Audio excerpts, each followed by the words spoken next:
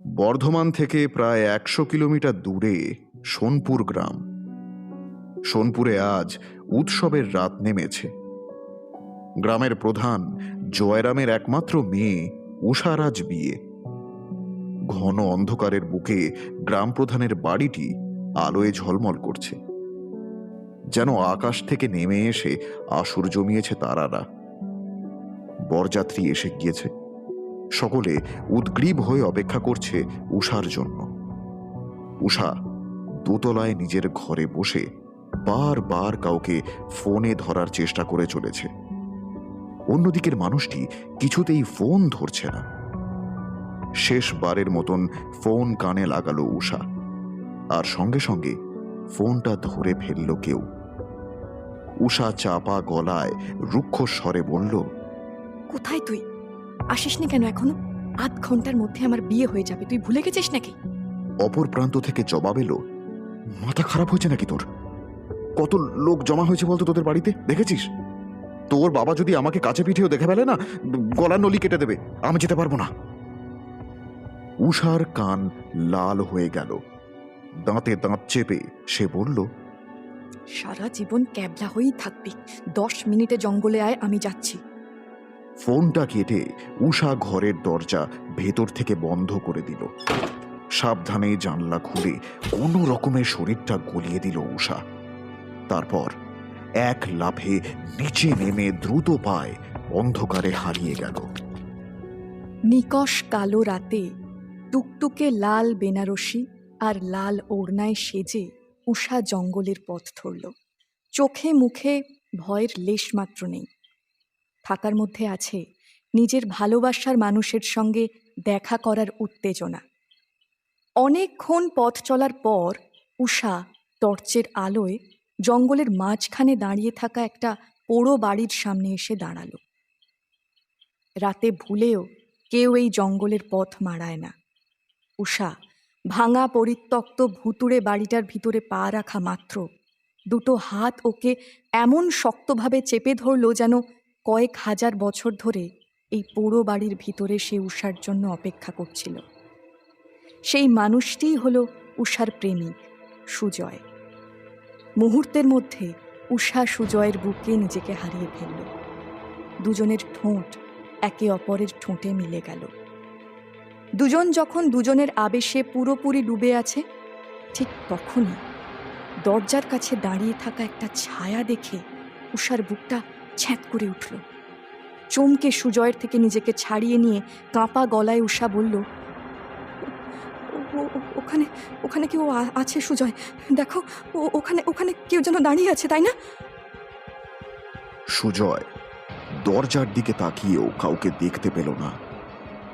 সুজয় উষাকে নিজের দিকে টেনে নিতে নিতে বলল, আরে কেউ নেই ওখানে। এত রাতে এই জঙ্গলে কে আর আসবে? আমরা তো প্রায়শই এখানে দেখা করতে আসতাম, আমাদের সিক্রেট প্লেস এটা। আজকে ভয় পাচ্ছ কেন? কথাটা শেষ হওয়ার আগেই সুজয় উষাকে নিজের বুকে টেনে নিল, কিন্তু উষার শঙ্কিত দৃষ্টি আরেকবার দরজায় পড়তেই সে আবার সেই ছায়ামূর্তিকে দেখতে পেল। উষা তড়িৎ গতিতে নিজেকে ছাড়িয়ে নিয়ে বলল,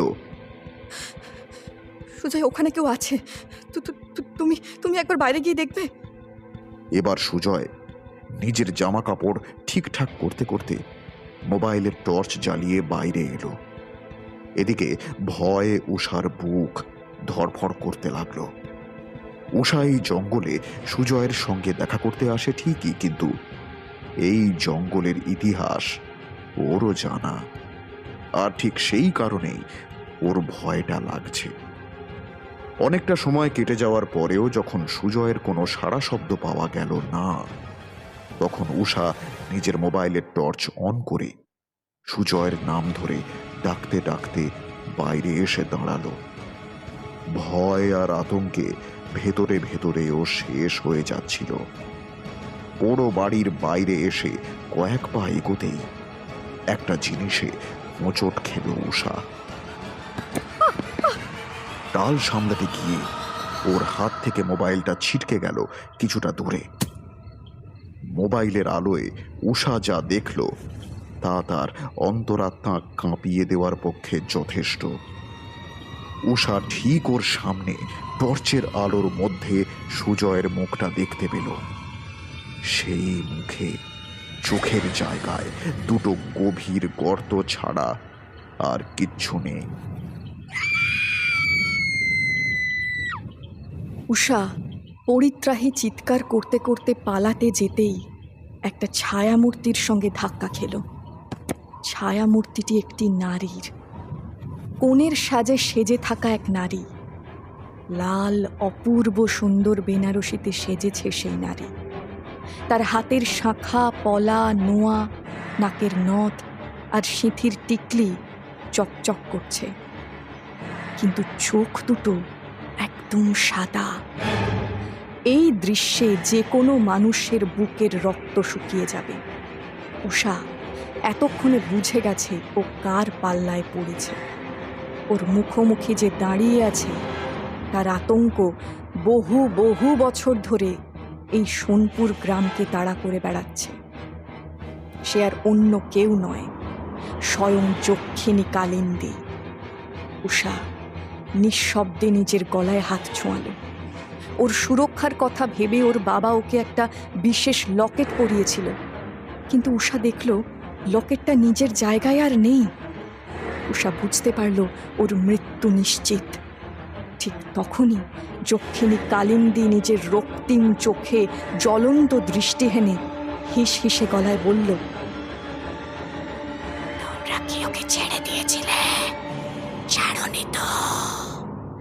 আমিও কাউকে ছাড়ব না, সবাইকে মারব। আজ থেকে আমি সাথে। এবার শুরু হবে মরণ খেলা। এবার আমার অতৃপ্ত প্রতিশোধের পালা।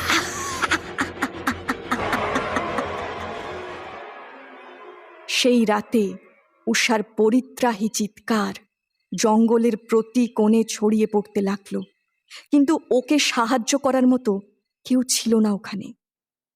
পরের দিন সকাল থেকে উষার নিরুদ্দেশের খবরে গোটা গ্রামে হইচই পড়ে গেল। গ্রাম প্রধান কয়েকজনকে সঙ্গে নিয়ে মেয়েকে খুঁজতে বেরোলেন। খুঁজতে খুঁজতে ওরা জঙ্গলে সেই পোড়ো বাড়ির কাছে এসে পৌঁছলেন, যেখানে আগের রাতে উষা এসেছিল। পরিত্যক্ত বাড়িটার বাইরেই সুজয়ের রক্তাক্ত লাশ পড়েছিল। সুজয়ের লাশ দেখে গ্রাম প্রধানের আতঙ্ক দ্বিগুণ বেড়ে যায়। সবাই ব্যস্তভাবে উষাকে চারিদিকে খুঁজতে লাগলো। আর ঠিক তখনই একজন গ্রামবাসী পাশের পুকুর ধারে উষার লাশ দেখতে পায়। উষার অবস্থা দেখে যে কোনো মানুষের হাত পা ঠান্ডা হয়ে যাবে। ওরা সবাই একটা জিনিস লক্ষ্য করলো, দুজনেরই চোখের জায়গায় দুটো বড় বড় গর্ত হয়ে রয়েছে।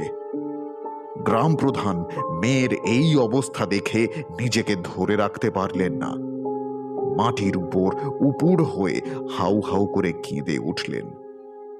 এই সময় একজন গ্রামবাসী মন দিয়ে পুরো ব্যাপারটাকে দেখতে দেখতে পাশের লোকটিকে বলল, এ তো যক্ষিণী কালিন্দীর কাজ বলে মনে হচ্ছে। ওদের কথা শুনে আর একজন গ্রামবাসী বলে উঠল, কিন্তু যক্ষিণী কালিন্দীকে তো আমাদের প্রধান সাহেব তন্ত্রশক্তির সাহায্যে বন্দিনী করে দিয়েছিলেন, সে কিভাবে এখানে আসবে? এ অসম্ভব ব্যাপার। তখনই গ্রাম প্রধানের চোখ পড়ল উষার গলার দিকে। গলায় লকেট দেখতে না পেয়ে উনি আরো ঘাবড়ে গেলেন। এবার তারও মনে হতে লাগলো এই কাজ যক্ষিণীর হলেও হতে পারে। উনি সঙ্গে সঙ্গে নিজের দলের লোকেদের চিৎকার করে বললেন, যাও, এক্ষুনি তান্ত্রিক মশাইকে ডেকে নিয়ে এসো। ঠিক সেই সময় সোনপুর গ্রাম থেকে অনেক দূরে বর্ধমান শহরে এক হাসপাতালের ঘরে একটি ছেলে বিছানায় শুয়েছিল। হঠাৎ ও কালিন্দী বলে চিৎকার করে উঠে বসল। ওর চোখে একটা অদ্ভুত ঘোর লেগে আছে। ওকে দেখে মনে হচ্ছে যেন ভয়ঙ্কর একটা স্বপ্ন এসে ওর ঘুম টুকরো টুকরো করে দিয়েছে। ছেলেটির নাম রোহিত গাঙ্গুলি, বয়সে যুবক। বর্ধমানের সবথেকে অর্থবান পরিবারগুলোর মধ্যে একটা হলো গাঙ্গুলিদের পরিবার। এই পরিবারের একমাত্র উত্তরাধিকারী হল রোহিত গাঙ্গুলি। আজ সকালেই আচমকা নিজের ঘরে অজ্ঞান হয়ে লুটিয়ে পড়ে রোহিত। বাড়ির কাজের লোকেরা মিলে ওকে হাসপাতালে নিয়ে এসে ভর্তি করায়। রোহিতের বাবা অমর গাঙ্গুলি এবং মা রেখা গাঙ্গুলি একটি নামকরা সোনার দোকানের মালিক। ব্যবসার কাজে দুজনেই এখন সিডনিতে আছে। বাড়ির পরিচারকদের মুখে ছেলের খবর শোনা মাত্র অমর আর রেখা গাঙ্গুলি দ্রুত ফ্লাইটের টিকিট কেটে ইন্ডিয়ায় ফিরে আসেন। রোহিতের রিপোর্ট দেখতে দেখতে ডাক্তার ওদের বলেন যে রোহিতের সমস্ত রিপোর্টই ভালো। খুব সম্ভবত অতিরিক্ত কাজের চাপ থাকায় এইভাবে আচমকাই জ্ঞান হারিয়েছে সে। ডাক্তারের কথা শুনে রেখা চিন্তিত স্বরে বললেন, স্ট্রেস তো থাকবেই, কোনো বন্ধু নেই, সারাদিন ঘর বন্ধ করে বসে ওই মেয়েটার ছবি এঁকে চলেছে। সব শুনে ডাক্তারবাবু রোহিতকে কিছুদিনের জন্য শহর থেকে দূরে কোথাও কোনো শান্ত জায়গায় ঘুরিয়ে নিয়ে আসার পরামর্শ দিলেন। বাড়ি ফিরে এসে রোহিত আবার আগের মতো নিজের ঘরে নিজেকে বন্দি করে ছবি আঁকতে শুরু করে দিল। অবস্থা দেখে রেখা এবং অমর দুজনেই চিন্তিত হয়ে পড়লেন। ছেলের অবস্থা দেখে রেখা অমরকে বললেন, চলো না রোহিতকে নিয়ে একটা ফ্যামিলি ট্রিপ প্ল্যান করি। অমর বললেন, হ্যাঁ ভাবছি কিছুদিনের জন্য সোনপুর থেকে ঘুরে আসি। জায়গাটা ভালো, রোহিতের ভালো লাগবে। তুমি কি বলো? অমরের কথা শেষ হওয়া মাত্র রেখা সম্মতিতে ঘাড় নাড়লেন। তখনই পিছন থেকে ভেসে আসা রোহিতের চিৎকারে দুজন থমকে গেল। থাক, অনেক হয়েছে, অনেক হয়েছে। আমার জন্য সময় আছে নাকি তোমাদের? আজ বেড়াতে যাওয়ার প্ল্যান করছো, কাল একটা মিটিং এসে যাবে, তখন সব প্ল্যান ক্যান্সেল করতে হবে। প্রতিবারই তো তাই হয়। ছেলেকে কিছু বুঝিয়ে ওঠার আগেই রোহিত রাগতভাবে নিজের ঘরে গিয়ে দরজা বন্ধ করে দিল। রোহিতের ঘরটি বিশাল, চমৎকারভাবে সাজানো। প্রতিটি দেওয়ালে রোহিতের আঁকা একটি মেয়ের ছবি বাঁধিয়ে রাখা আছে। মেয়েটি অপূর্ব সুন্দরী। মেয়েটির পোশাক গ্রাম বাংলার বাকি 5টা সাধারণ মেয়ের মতোই, কিন্তু মেয়েটি কে সেটা বোঝা যাচ্ছিল না। রোহিত নিজের ঘরে বসেছিল, তার মনের মধ্যে গনগনে রাগ। এদিকে লিভিং রুমে অমরকে ফোন করলেন দিনু কাকা। দিনু কাকা সোনপুর গ্রামে গাঙ্গুলি ভিলার দেখাশোনা করেন। ফোনটা ধরা মাত্র অপর প্রান্ত থেকে দিনু কাকার কাঁপা স্বর শোনা গেল। সাহেব, সোনপুরে কাল যক্ষিণী কালিন্দী আমাদের প্রধান সাহেবের মেয়ে উষাকে মেরে ফেলেছে। গোটা গ্রাম ভয় কাঁপছে। কথাটা শোনা মাত্র অমরের মুখ বিরক্তিতে কুঁচকে গেল। দিনু কাকার কথা হেসে উড়িয়ে দিলেন অমর। বললেন, আজকাল এসব আজগুবি গাল গল্পে কেউ বিশ্বাস করে? এটা নিশ্চয়ই কারো চাল, আমাদের প্রপার্টির দাম কমানোর ফন্দি। এইসব কালিন্দি ফালিন্দি সব গুজব, গ্রামে ইচ্ছে করে এইসব গুজব ছড়ানো হচ্ছে। দিনু কাকাকে আর কিছু বলার সুযোগ না দিয়েই ফোনটা কেটে দিলেন অমর। কিন্তু কালিন্দি নামটা শোনা মাত্র রোহিতের কান খাড়া হয়ে গেল। ও সঙ্গে সঙ্গে ঘরের বাইরে এসে নিজের বাবাকে বলল, বাবা চলো বাবা, সোনপুর থেকে ঘুরে আসি। ছেলের কথা শুনে অমর আর রেখা দুজনের চোখে মুখে পরম শান্তির ভাব খেলে গেল। অমর উৎসাহী গলায় বললেন, খুব ভালো কথা বাবা, আমরা কালই সোনপুরের দিকে রওনা দেব। এরপর রোহিত আবার নিজের ঘরে চলে গেল। কিন্তু অমর আর রেখার বিস্ময় কাটছিল না। হঠাৎ কি এমন হলো যে রোহিত রাজি হয়ে গেল? এদিকে নিজের ঘরে এসে রোহিত সেই মেয়েটার ছবির সামনে দাঁড়ালো। ছবির দিকে তাকিয়ে থাকতে থাকতে বলল, কে তুমি? কেন আমার স্বপ্নে আসো? ছবি আঁকতে গেলেই আমি শুধু তোমার ছবি কেন আঁকি কালিন্দী? তোমার সঙ্গে আমার কিসের সম্পর্ক? এসব অনেক প্রশ্ন আছে, জানি না। তবে হয়তো এইসবের উত্তর সোনপুরে গেলেই পাওয়া যাবে। একটা যক্ষিণীর সাথে রোহিতের কিসের সম্পর্ক হতে পারে? সোনপুর গেলে রোহিত কি নিজের প্রশ্নের উত্তরগুলো পাবে, নাকি ওর কোনো বিপদ হবে? জানতে হলে শুনতে থাকুন পরবর্তী পর্ব।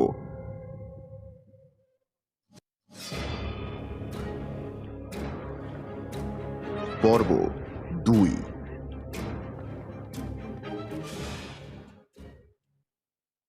প্রধানের মেয়ের হত্যায় গোটা সোনপুর গ্রাম আতঙ্কে অস্থির হয়ে উঠেছে। দিনু কাকা যখন এই খবরটা অমর গাঙ্গুলিকে দিলেন, তখন তিনি কথাটা হেসে উড়িয়ে দিলেন। কিন্তু কালিন্দীর নাম শোনা মাত্র রোহিত সোনপুর যেতে রাজি হয়ে গেল। পরের দিনই গোটা গাঙ্গুলি পরিবার বর্ধমান থেকে সোনপুরের দিকে রওনা হয়ে গেল। কুয়াশা ঘেরা শীতের সকালে একটা সেডান কারে অমর, রেখা আর রোহিত অযোধ্যা পাহাড়ের গা ঘেঁষে সোনপুরের দিকে এগোতে লাগলো। সোনপুরে পৌঁছাবার উত্তেজনা রোহিতের চোখে মুখে স্পষ্ট ফুটে উঠেছে। ওরা সোনপুরে পৌঁছতেই রোহিতের মনে হলো যেন এই গ্রামটা তার বহুদিনের চেনা। অন্যদিকে রোহিত গ্রামে পা দেওয়া মাত্র অদূরে জঙ্গলে সাড়া পড়ে গেল। শতাব্দী প্রাচীন বটগাছটাকে ঘিরে হঠাৎই অস্বাভাবিক ঝড় উঠল, যেন বহু বছরের ঘুম ভেঙে জেগে উঠেছে কেউ। গাছের পাতার শব্দ আর তীব্র ঝোড়ো হাওয়া যেন রোহিতকে ডাক পাঠাচ্ছিল ব্যাকুলভাবে, কিংবা কে জানে, হয়তো এটা আরো বড় কোনো ঝড়ের পূর্বাভাস মাত্র। গাঙ্গুলি ভিলা গ্রামের সীমানায় অবস্থিত। গাড়িটা সেই দিকেই এগোতে থাকলো। সবুজ ক্ষেত দেখে রোহিতের চোখ ভালো লাগায় উজ্জ্বল হয়ে উঠল। ক্ষেতের দিকে আঙুল তুলে অমর বললেন, এখানে যেদিকে যত দূর দেখতে পাচ্ছ সব আমাদের সম্পত্তি। সেই সবুজ ক্ষেতের মাঝখান দিয়ে চলতে চলতে গাড়িটা অট্টালিকার মতন বিশাল পুরনো এক বাড়ির সামনে এসে থামল। এই হলো ওদের গাঙ্গুলি ভিলা। ভিলার বাইরে দিনু কাকা ওদের জন্যই অপেক্ষা করছিলেন। দিনু কাকার বয়স 60 পেরিয়ে গেলেও কাজের ব্যাপারে নিজের অর্ধেক বয়সীদের আজও টেক্কা দেওয়ার ক্ষমতা রাখেন উনি। গাড়িটা ভিলার সামনে এসে থামতেই উনি হাসি মুখে সকলকে অভ্যর্থনা করলেন আর ডিকি খুলে মালপত্র তুলে নিলেন। গাড়ি থেকে নেমে রোহিত মন দিয়ে ভিলাটাকে দেখতে লাগলো। ওর চোখে মুখে চাপা অস্থিরতা। তাড়াতাড়ি হাত মুখ ধুয়ে রোহিত ভিলা দেখতে বেরিয়ে পড়ল। ঘুরতে ঘুরতে রোহিত প্রথমেই এলো ভিলার আউট হাউসে। সেখানে দিনু কাকা তার স্ত্রী শান্তি, ছেলে যতীন আর পুত্রবধূ মায়ার সঙ্গে থাকেন। চাষবাসের দিকটা আমার সঙ্গে যতীন আর মায়াই দেখে। দিনু কাকা রোহিতকে বললেন। এদিকে রোহিতকে দেখে মায়া যতীনের কানে কানে বলল, এই আমাদের বলির পাঁঠা। গাঙ্গুলিদের সমস্ত সম্পত্তি হাতের মুঠোয় নিয়ে আসার চাবিকাঠি হলো এই রোহিত, বুঝেছ? স্বামী স্ত্রী দুজন দুজনের দিকে তাকিয়ে ধূর্ত হাসি হাসল। লোভে তাদের চোখ চকচক করে উঠল। ভিলা থেকে বেরোবার সময় রোহিত দিনু কাকাকে বলল, কাকা, আমি একটু গ্রাম দেখে আসছি। হ্যাঁ, আপনি মা বাবাকে একটু বলে দেবেন। সন্ধ্যার আগে অবশ্যই ফিরে এসো কিন্তু বাবু। যক্ষিণী এখনো এই গ্রামেই আছে। কিন্তু রোহিত দিনু কাকার কথা পুরো না শুনেই বেরিয়ে গেল। রোহিত যখন ঘুরতে ঘুরতে মোবাইলে ছবি তুলছিল, ঠিক তখনই ওর কানে মন্ত্রোচ্চারণের শব্দ ভেসে এলো। রোহিত শব্দ অনুসরণ করতে করতে একটা পুরনো মন্দিরের সামনে এসে দাঁড়ালো। সেখানে গ্রাম প্রধান জয়রাম ও আরও কয়েকজন মিলে যজ্ঞ করছিল। একজন তান্ত্রিক মন্ত্র পড়তে পড়তে ওদের যজ্ঞে আহুতি দেওয়ার নির্দেশ দিচ্ছিলেন। কাছেই খুঁটিতে একটা ছাগল বাঁধা। খুব সম্ভবত একে বলি দেওয়ার জন্যই রাখা হয়েছে। রোহিত অবাক চোখে এই দৃশ্য দেখতে লাগল। আহুতি দেওয়া শেষ হলে তান্ত্রিক গ্রাম প্রধানকে একটা বড় ছোরা দিলেন। মুহূর্তে গ্রাম প্রধান এক কোপে ছাগলটার মাথা শরীর থেকে আলাদা করে দিলেন, আর সেই রক্ত যজ্ঞের আগুনে আহুতি দিলেন। মন্ত্রোচ্চারণ ধীরে ধীরে আরো প্রবল হতে লাগল।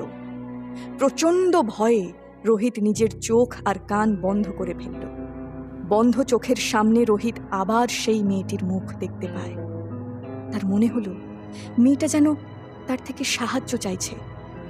রোহিতের শ্বাস প্রশ্বাস দ্রুত হতে লাগলো। ঠিক তখনই ওর কাঁধে কেউ হাত রাখে। চমকে উঠে রোহিত চোখ খুলল। দেখল ওর সামনে গ্রাম প্রধান জয়রাম দাঁড়িয়ে আছেন। গ্রাম প্রধানের মুখে রক্তের ফোঁটা লেগে আছে।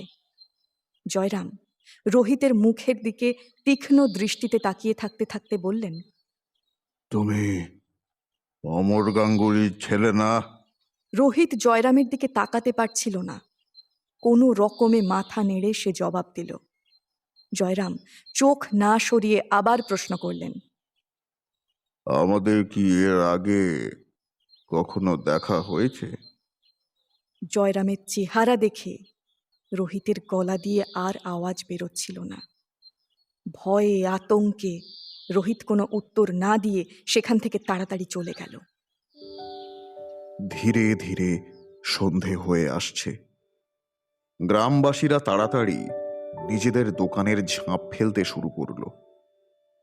উষার মৃত্যুর পর থেকেই গ্রামবাসীরা সন্ধে হতে না হতেই বাড়ির ভেতরে ঢুকে পড়ে। রোহিত ভিলায় ফিরে নিজের ঘর থেকে ফ্রেশ হয়ে সোজা খাবার টেবিলে চলে এলো। সেখানে অমর আর রেখা ওর জন্য অপেক্ষা করছিলেন। দিনু কাকা ওদের খাবার পরিবেশন করছেন। ঠিক সেই সময় অমরের ফোন বেজে উঠল। কথা বলার সময় অমরের কপালে ফুটে ওঠা চিন্তার রেখা প্রমাণ করল যে কোনো একটা সমস্যা উপস্থিত হয়েছে। ফোন রেখে অমর রোহিতের দিকে তাকালেন। কিছু একটা বলবো বলবো করেও যেন বলে উঠতে পারছেন না। এমন সময় রোহিত শান্ত গলায় বলল, খুব জরুরি একটা কাজ এসে গেছে, তাই না বাবা? অমর চকিতে একবার রেখার দিকে তাকিয়ে আবার রোহিতের দিকে ফিরলেন। তারপর খুব ধীরে মাথা নেড়ে হ্যাঁ বললেন। রোহিত দীর্ঘশ্বাস ফেলে সহজ গলায় বলল, অ্যাজ ইউজুয়াল। ঠিক আছে, আর কি করা যাবে। তবে আমার কিন্তু এখানে থাকতে ভালোই লাগছে। তোমাদের হয়তো বর্ধমানে ফিরে যেতে হবে, আমি থাকবো, কোনো অসুবিধা নেই। অমর আর রেখা রোহিতের এই আচরণ দেখে রীতিমতো অবাক হলেন। সেই রাতেই অমর আর রেখা বর্ধমানের উদ্দেশ্যে রওনা হয়ে গেল। মা বাবা বেরিয়ে গেলে রোহিত নিজের ঘরে এসে তার ছবি আঁকার সরঞ্জাম সাজিয়ে নিতে লাগল। মেয়েটার ছবিতে চোখ পড়া মাত্র রোহিতের মাথার ভেতর সব যেন ওলট পালট হয়ে গেল।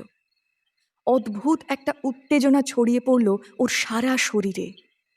রোহিত সোজা রান্নাঘরে দিনু কাকার কাছে এসে বলল, কাকা, আপনি যখন বাবার সঙ্গে কালিন্দির ব্যাপারে কথা বলছিলেন তখন আমি সব শুনেছি।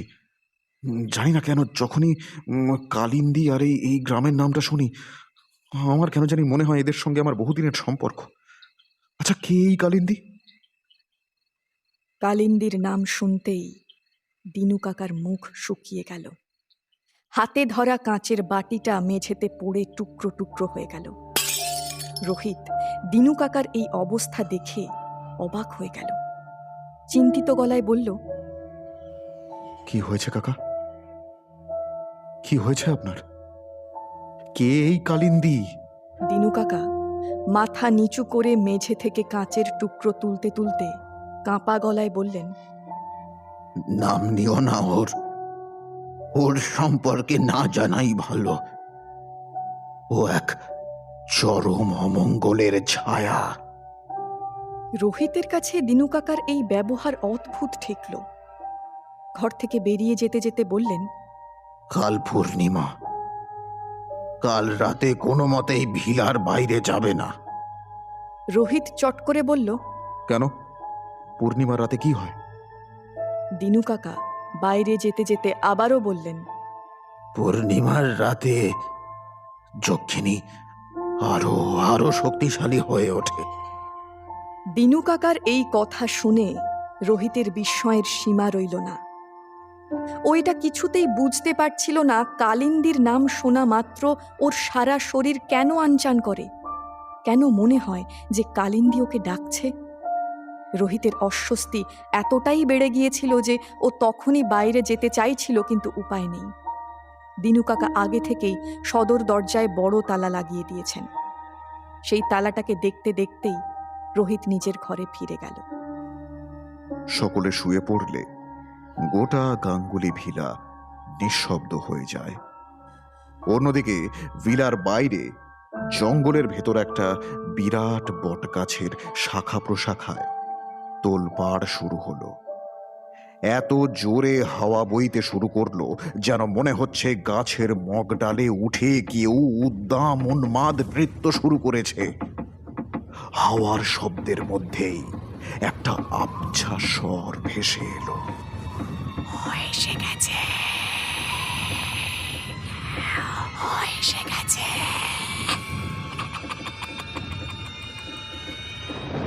এদিকে বাইরের ঝড়ের শব্দে দিনু কাকার ঘুম ভেঙে গেল।